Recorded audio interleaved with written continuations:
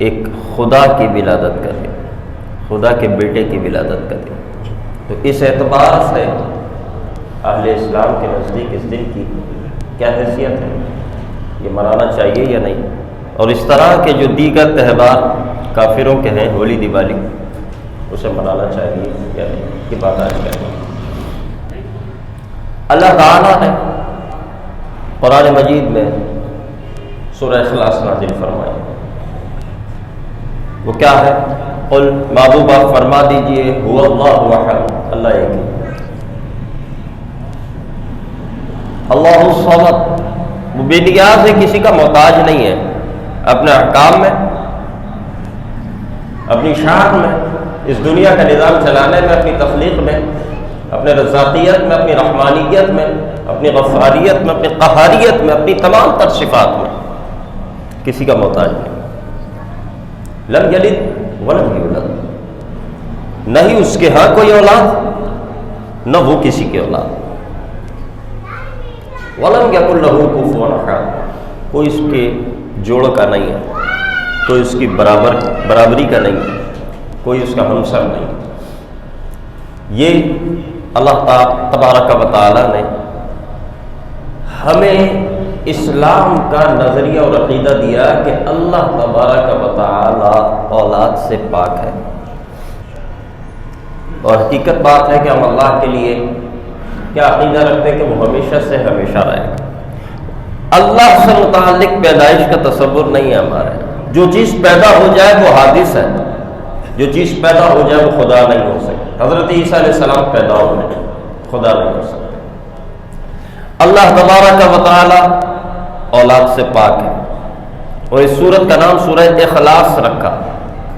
اخلاص، لفظ اخلاص اس سورت میں نہیں ہے، لفظ اخلاص، لیکن اس اعتقاد میں اخلاص ہونا ضروری ہے کہ اللہ ایک ہے۔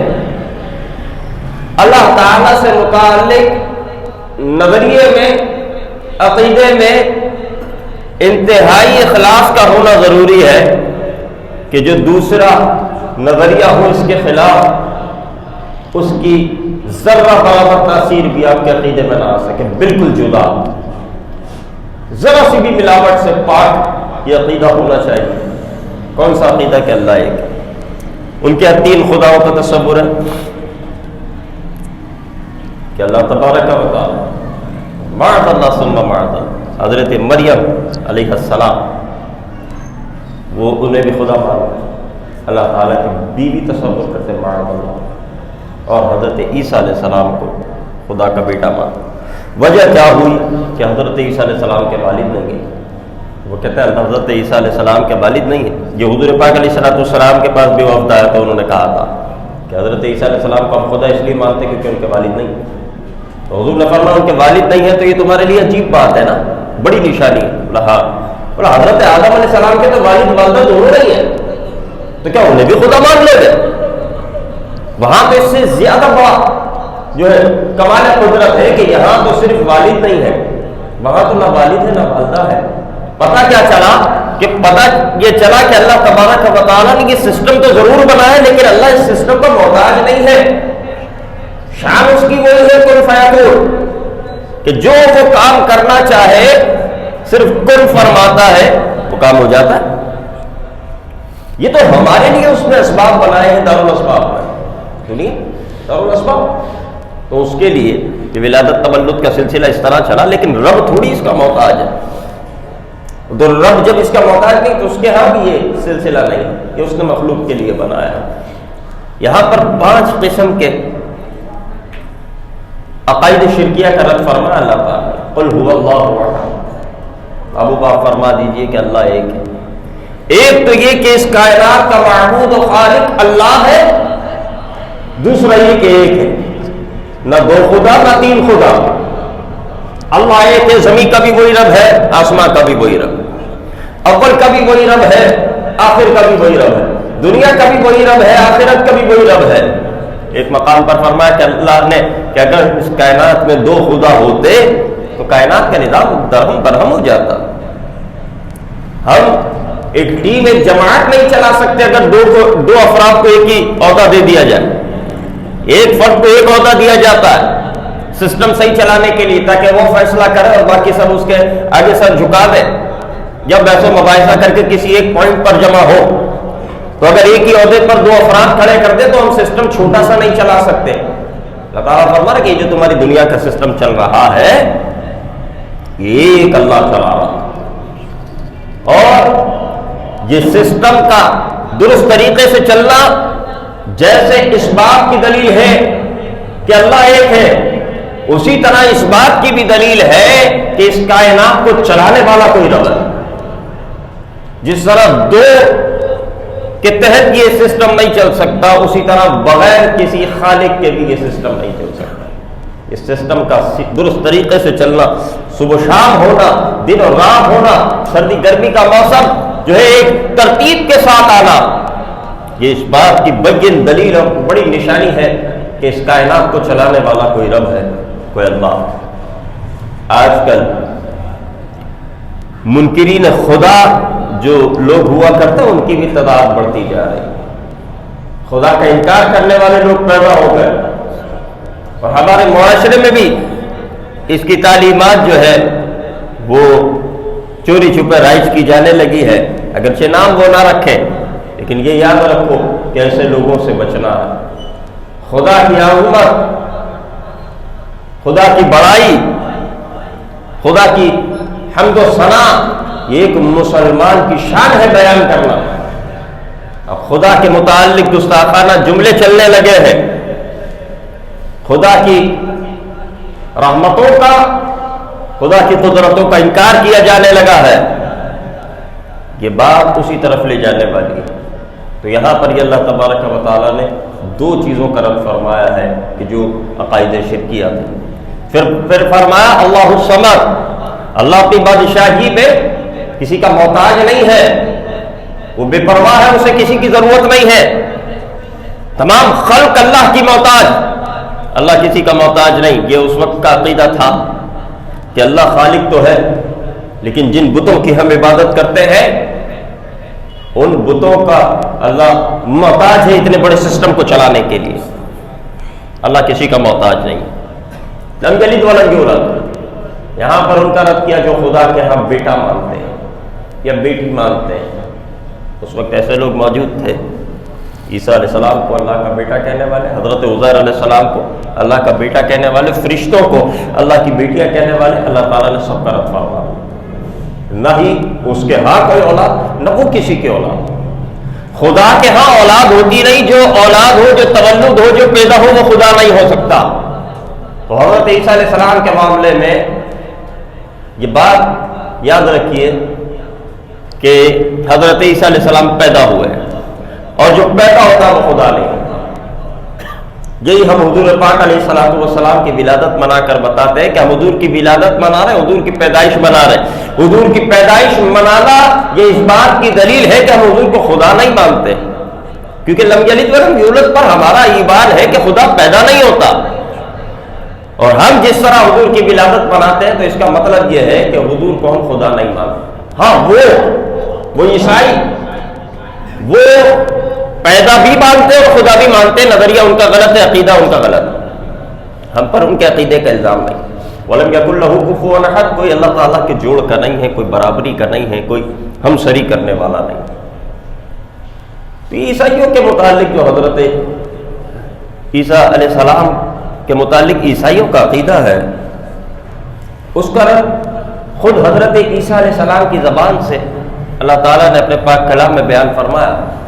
سورہ مریم میں جب حضرت مریم علیہ السلام کہ حضرت عیسیٰ علیہ السلام کی ولادت ہوئی، چھوٹی سی عمر ہے، گود میں ہے، جب اپنے قوم کے پاس گئی، انہوں نے الزام تراشی کی اور پوچھا کہ یہ بچہ کہاں سے آیا، کیونکہ حضرت مریم کا نکاح نہیں ہوا تھا، شادی نہیں ہوئی تھی۔ تو اللہ تعالیٰ کا حکم یہ تھا کہ تم خاموش رہنا حضرت مریم۔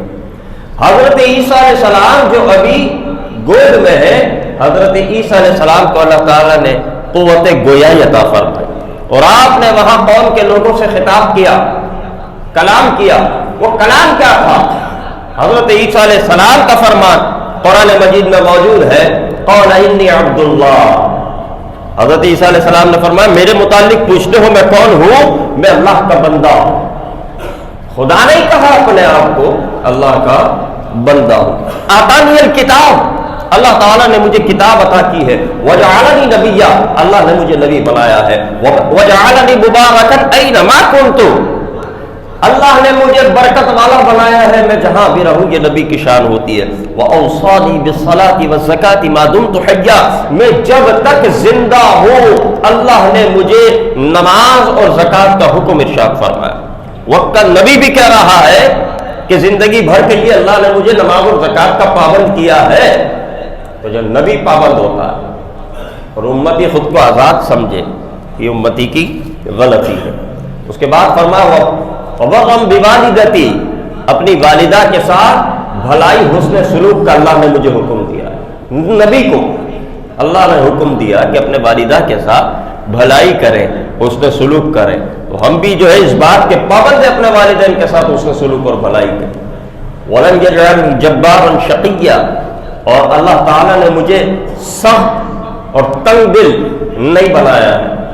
اور آگے فرمایا وَالسَّلَامُ عَلَيَّ يَوْمَ وُلِدتُّ وَيَوْمَ أَمُوتُ وَيَوْمَ أُبْعَثُ حَيًّا، اور سلامتی ہو مجھ پر کہ جس دن میں پیدا ہوا، جس دن وَيَوْمَ أَمُوتُ کہ جس دن میرا وصال ہوگا، وَيَوْمَ أُبْعَثُ حَيًّا اور جس دن میں دوبارہ اٹھایا جاؤں گا. تینوں مقامات، کیونکہ خطرناک معاملات ہیں، تینوں مقامات پر آپ نے کہا کہ اللہ تعالیٰ مجھ پر جو ہے سلامتی عطا فرمائے.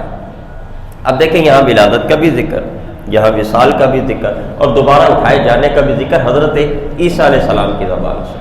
تو خود حضرت عیسیٰ علیہ السلام نے اس کا رد فرمایا، قرآن مجید نے اس نظریے کا رد فرمایا. اور اللہ تبارک و تعالیٰ نے ایک مقام پر فرمایا ما کان للہ ان یتخذ من ولد، سبحانہ، یہی پر اسی کے ساتھ فرمایا اللہ تعالیٰ کی یہ شان ہے ہی نہیں کہ وہ اپنے لیے اولاد اختیار کرے. اللہ تبارک و تعالیٰ اس چیز سے پاک ہے، اولاد کی ضرورت سے پاک ہے، اولاد سے پاک ہے. اذا قضى امرا، جب وہ کسی کام کا فیصلہ فرما لیتا ہے تو وہ یہ سسٹم، یہ اسباب تو اللہ نے دنیا والوں کے لیے بنائے، لیکن رب کے لیے کیا ہے؟ جب وہ کسی کام کا ارادہ فرماتا ہے فإنما يقول له كن، وہ صرف کن کہتا ہے فیکون، بس وہ چیز ویسے ہی ہو جاتی ہے جیسا اللہ نے چاہا ہوتا ہے. اس کی شان یہ ہے، اس کے ہاں سسٹم دنیا کی طرح نہیں ہے. تو یہ جو سلسلہ ہے آج کے دن کا، اس سے بچنا چاہیے. اور یہ جو عیسائیوں کا نظریہ ہے اس متعلق وہ انتہائی غلط ہے اور اسلام کے خلاف ہے، اور کفریہ اور شرکی عقیدہ ہے. اب یہ جو کرسمس منایا جاتا ہے، کفار کی جو یہ کفار کا شعار ہے، ان کی رسم ہے، اس کا حکم کیا ہے؟ حدیث پاک ہے من تشبہ بقوم فہو منہم، جو جس کے ساتھ مشابہت اختیار کرتا ہے، جو جس کے جیسے افعال جو ہے اختیار کرتا ہے، حضور علیہ الصلوۃ والسلام نے فرمایا اس کا شمار انہی میں سے. تو اپنے آپ کو ایسے کافروں کے شعار سے بچاؤ، کافروں کی ایسی عادتوں سے بچاؤ کہ جو ہمیں اس طرف لے جائیں. یہ حدیث شریف ہے کہ من تشبہ بقوم فہو منہم، جو جس قوم کی تشبہ مشابہت اختیار کرے گا وہ انہی میں سے ہوگا. اعلیٰ حضرت نے یہاں پر اقسام بیان فرمائی ہے. پہلی چیز جس متعلق حدیث شریف ہے، فرمایا انتظامی ہے، وہ کیا ہے کہ کسی قوم کے طرز و وضع خاص اسی قصد سے، اسی ارادے سے اختیار کرنا کہ ان جیسی صورت بنانا، ان سے مشابہت اختیار کرنا. اعلیٰ حضرت فرماتے حقیقتاً تشبہ، حقیقتاً مشابہت، فرمایا وہ اسی چیز کا نام ہے. اور حدیث اسی کے بارے میں ہے کہ جو جان بوجھ کر کسی کی صورت اختیار کرے، کسی کا حلیہ اختیار کرے ان کی محبت میں، اور بالارادہ کہ وہ ویسا بننا ہی چاہے، بظاہر عقیدے کی بات نہیں ہو رہی، لباس وغیرہ کی بات ہو رہی، وہ طرز عمل کی بات ہو رہی کہ اگر کوئی خاص ویسا ہی بننا چاہے، وہ سب کام انہی کی طرح کرنا چاہے، تو فرمایا اس کا شمار انہی میں سے ہوگا.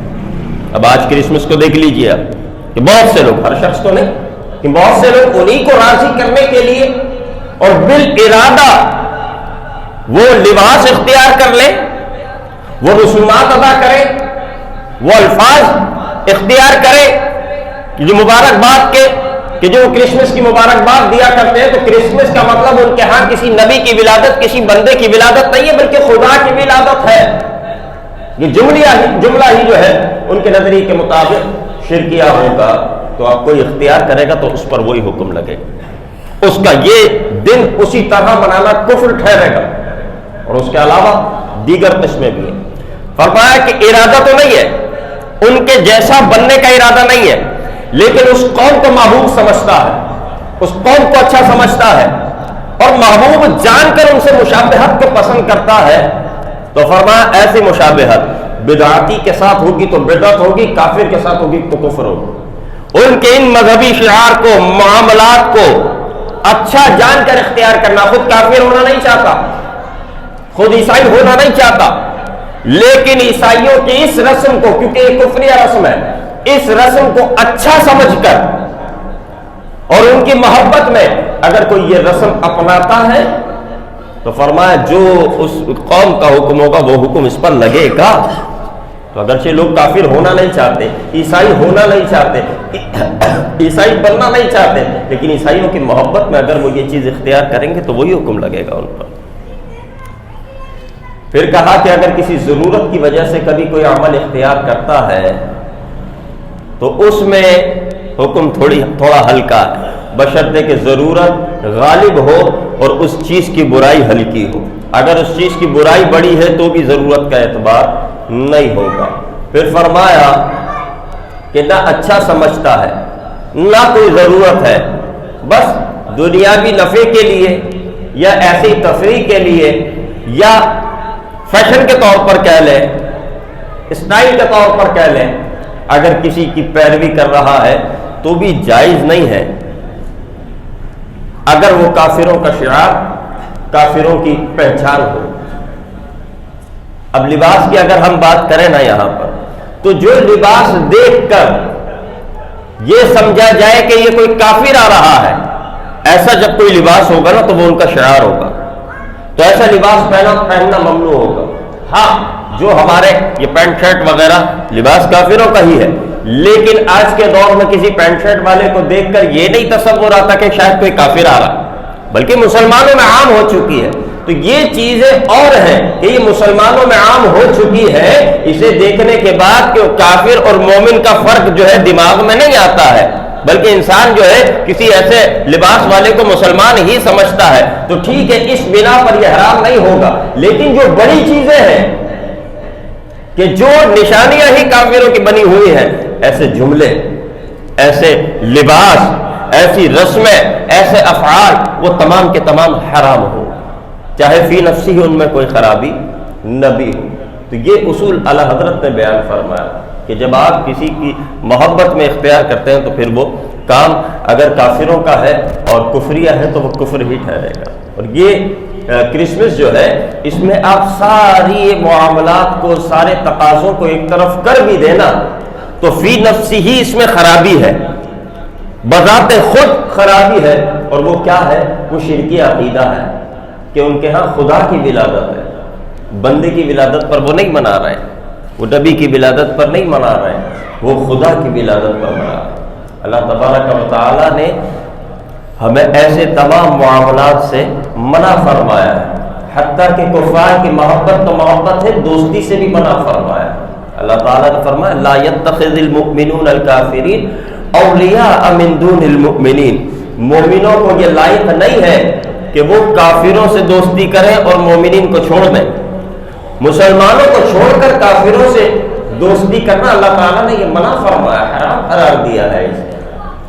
مسلمان ہی سے دوستی کرے، مسلمان ہی کی پیروی کرے، مسلمان ہی کی صحبت اختیار کرے، اور جو اسلام کے رسومات ہیں، جو اسلام جن کی اجازت دیتا ہے، صرف انہی رسموں کو اختیار کرے. اس کے علاوہ وہ آگے کی طرف دوسروں کی طرف ہرگز نہ جائے، اس میں اس کا اپنا نقصان ہے. اب اللہ تعالیٰ تو ہمیں منع فرمائے اور ہمارے لوگ یہ کہہ کر کہ جناب انسان ہے، ہمارے ساتھ رہنے والے ہیں، ہمارے معاشرے کا حصہ ہے، ہمارے ملک پاکستان کا حصہ ہے. ہاں ٹھیک ہے، وہ ہمارے معاشرے کا حصہ ہے، ہمارے ملک پاکستان کا حصہ ہے، لیکن ان کے ساتھ تعلقات صرف اتنے ہی رکھے جائیں گے جتنی اسلام ہمیں اجازت دیتا ہے.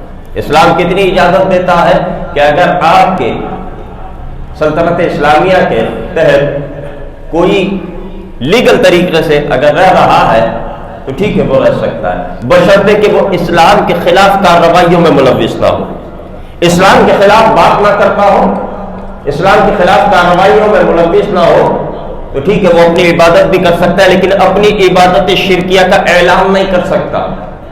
اسے اس طرح الگ اعلان، یہ شرکیہ رسمیں سڑکوں پر ادا نہیں کر سکتا، وہ سڑکوں پر ساؤنڈ سسٹم لگا کر وہ کرسمس مناتا ہوا نہیں جا سکتا، کیونکہ شرکیہ عقیدہ ہے، کفری عقیدہ۔ ہاں اپنی چار دیواری میں جا کر، اپنے گھر میں بیٹھ کر، اپنے عبادت خانے میں بیٹھ کر وہ اگر یہ کام کرنا چاہے تو کر سکتا ہے، لیکن افسوس کی بات کہ ہمارے ہاں جو ہے سڑکوں پر عام طور پر یہ ایام منائے جا رہے ہیں، ٹی وی چینلز کے ذریعے سے، اخبارات کے ذریعے سے اس کی تشہیر اور پبلسٹی کی جا رہی ہے، اور بڑے بڑے نام ان عبادتوں میں شریک ہو رہے ہیں۔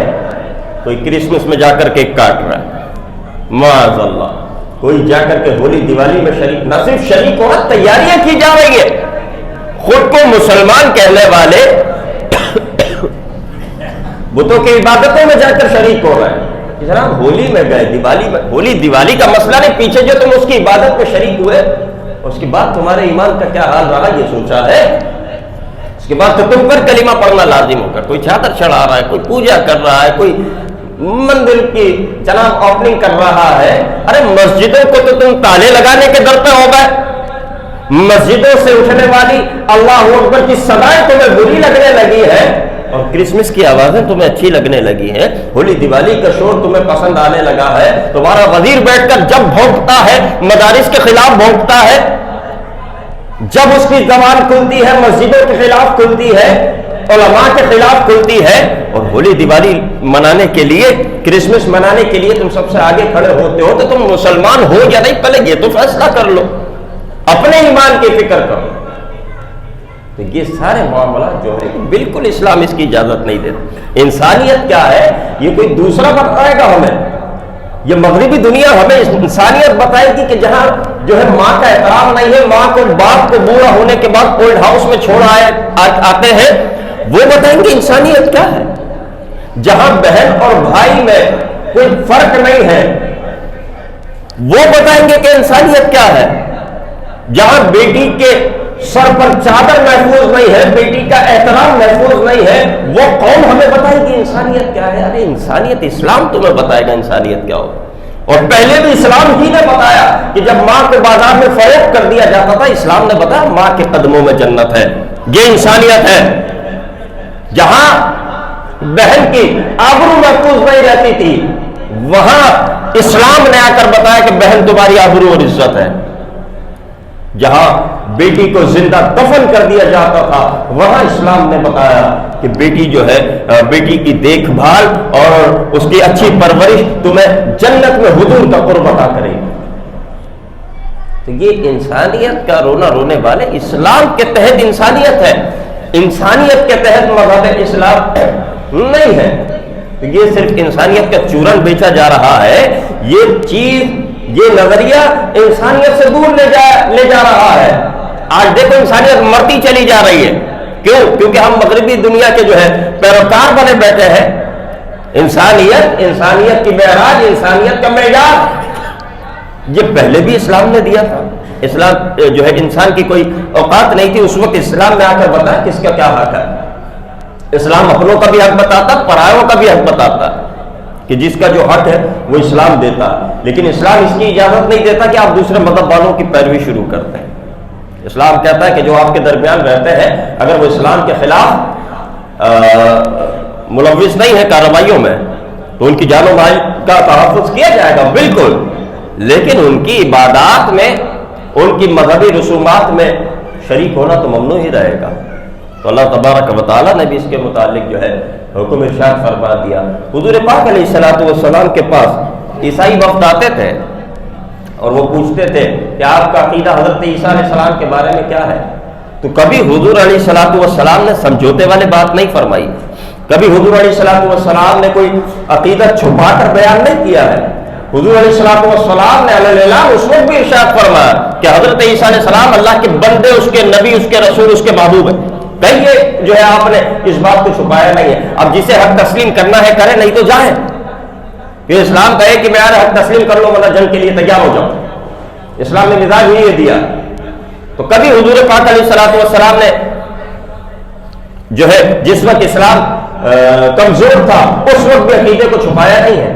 صحابی رسول کی عیسائی بادشاہ کے دربار میں ہے اور اس عیسائی نے پوچھا کہ تمہارے نبی پر کون سا کلام نازل ہوا ہے, کچھ مجھے سناؤ. عیسائی کے دربار میں ہے, وہاں پر کلام الہی سنانا ہے. حضرت وہ صحابی رسول نے سورہ مریم کی تلاوت کی ہے کہ جہاں پر یہ سارے واقعات ہیں کہ حضرت مریم علیہ السلام کون ہے, اللہ کی بندی ہے. حضرت عیسیٰ علیہ السلام اللہ کے بندے اور رسول ہے, وہ خدا نہیں ہے. وہ صحابی رسول چند لوگوں کے ساتھ جب عیسائی بادشاہ کے دربار میں ہے تو وہاں بھی اس نے حق بیان کیا ہے اور وہی آیات قرآنیہ پڑھی ہے, وہی سورت پڑھی ہے کہ جو ان کے عقیدے کے خلاف ہے, لیکن اسلام کا عقیدہ جو ہے اس سے ظاہر ہوتا ہے.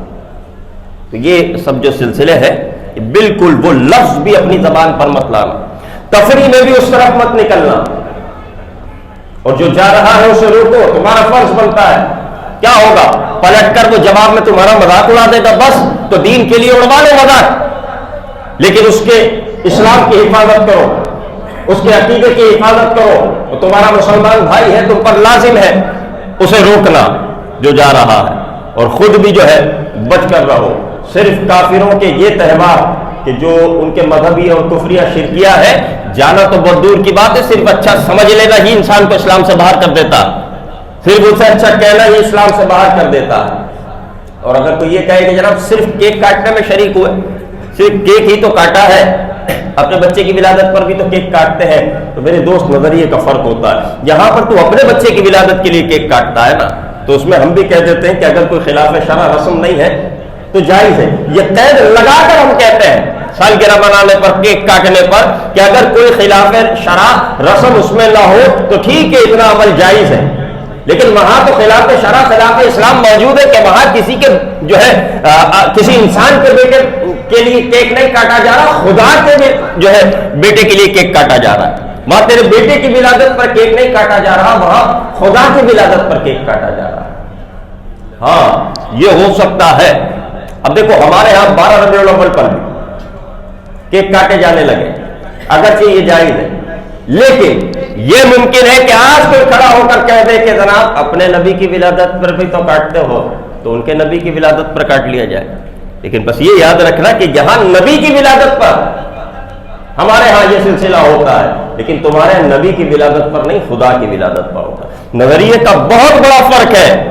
اسی طرح یہ دیگر مذاہب کی عبادتوں کا حکم ہے جو آج ہمارے لوگ پہنچ جاتے ہیں نا صرف اپنی ووٹنگ کے لیے, صرف اپنی سیٹ بچانے کے لیے. بابا دنیاوی سیٹ کتنے سال کی, 5 سال کی, اس کے بعد پتہ بھی نہیں ہے کہ تم عزت سے جیو گے یا ذلت سے مرو گے. لیکن آخرت کا جو منصب ہے, آخرت کا جو عہدہ ہے, وہ تم ضائع کر رہے ہو صرف چند سال کے لیے, صرف ظاہری سیٹ کے لیے, ظاہری منصب کے لیے. تو یہ بالکل جو ہے کسی طرح روا نہیں ہے, اور عقل مند آدمی کو یہ ذہن بھی نہیں دیتا. اور رہ گئی بات اسلام کی کہ جناب ہمیں ان کے ساتھ مل کر چلنا ہے, دنیا کا تقاضا ہے وغیرہ وغیرہ, تو نہ حضور نے کبھی دین پر سمجھوتا کیا, نہ کبھی حضور کے صحابہ نے دین پر سمجھوتا کیا. ایک اصول ہمیں دیا ہے, الاسلام یعلو ولا یعلا, اسلام غالب رہتا ہے, کبھی مغلوب نہیں ہوتا. اسلام کا مزاج ہی یہ ہے, مسلمان اکیلا بھی ہوگا تو وہ غالب ہی رہے گا, وہ مغلوب نہیں ہوگا. کیا مطلب یہ ہے کہ اسلام کے معاملے میں مسلمان اکیلا بھی ہو تو اسے سمجھوتا کرنے کی اجازت نہیں ہے. بات وہ حق ہی بیان کرے گا, چاہے نقصان ہوتا ہو جائے ظاہری. لیکن اسلام کا مزاج یہ ہے, جس کے دل میں اسلام زندہ ہوگا وہ کبھی اسلام پر سمجھوتا نہیں کرے گا, کیونکہ اگر اس کے دل میں اسلام ہے تو اسلام کبھی مغلوب نہیں ہوگا, وہ غالب ہی رہے گا. وہ دوسرے مذاہب کے سامنے حق بات ہی کرے گا. پتہ نہیں کیسا اسلام ہے لوگوں کا, کیسا ایمان ہے کہ جو صرف اپنے منصب ظاہری بچانے کے لیے بک جاتے ہیں. تو ایسے لوگوں سے بھی محفوظ رہو, ایسے لوگوں کی پیروی سے بھی محفوظ رہو. اب پیروی بھی انہی لوگوں کی کرو کہ جو حق بولنے والے ہیں, کہ جن کے دلوں میں اسلام ہے اور وہ اسلام پر سمجھوتا نہیں کرتے. سمجھوتا کرنے والوں کی پیروی کرو گے, ان کی جماعت میں کہلاؤ گے. آج ان سے محبتیں کرو گے, کرسمس منانے والوں سے, ہولی دیوالی منانے والوں سے محبتیں کرو گے. اگر ان کی جماعتوں میں رہو گے کہ جو ہندوؤں کی عبادتوں میں شریک ہونے والے ہیں, ہندوؤں کے مندروں کا افتتاح کرنے والے ہیں، ان کے بتوں کی عبادتوں میں جا کر شریک اس کی تعظیم کرنے والے لوگ ہیں، اگر ان کی جماعتوں میں اگرچہ سیاسی جماعت ہو لیکن آپ نے ان کی جماعتوں میں خود کو شامل کیا تو بتا کر قیامت میں ایسا نہ ہو کہ جماعت میں کھڑے ہونا پڑ جائے۔ ایسے لوگوں کی جماعتوں میں دنیا میں تمہیں رہنا پڑے گا کہ جو دین پر سمجھوتا نہیں کرتے، تاکہ کل ہم کھڑے ہوں تو کم سے کم ان کی جماعت میں تو کھڑے ہو، ہمارا عمل کچھ بھی ہو تو کم سے کم یہ تو کہہ سکے مولا صرف روٹی پانی کے لیے، صرف مکان کے لیے اپنے دین کا سودا ہم نے نہیں کیا۔ تو اس دنیا میں بھی چاہے وہ سیاسی محاذ ہو، مذہبی محاذ ہو اور کوئی سی بھی کسی بھی اعتبار سے ہو، آپ کو انہی لوگوں کے ساتھ کھڑے ہونا ضروری ہے جو دیندار ہے اور جو دین پر سمجھوتا نہیں کرتے۔ دین پر سمجھوتا کرنے والوں سے کوئی تعلق نہیں ہونا چاہیے، ان سے کوئی کام نہیں ہونا چاہیے۔ اللہ ہمارے ایمان کو سلامتی عطا فرمائے اور ہمارے ایمان کی حفاظت فرمائے۔ وآخر دعوانا الحمد للہ رب العالمین۔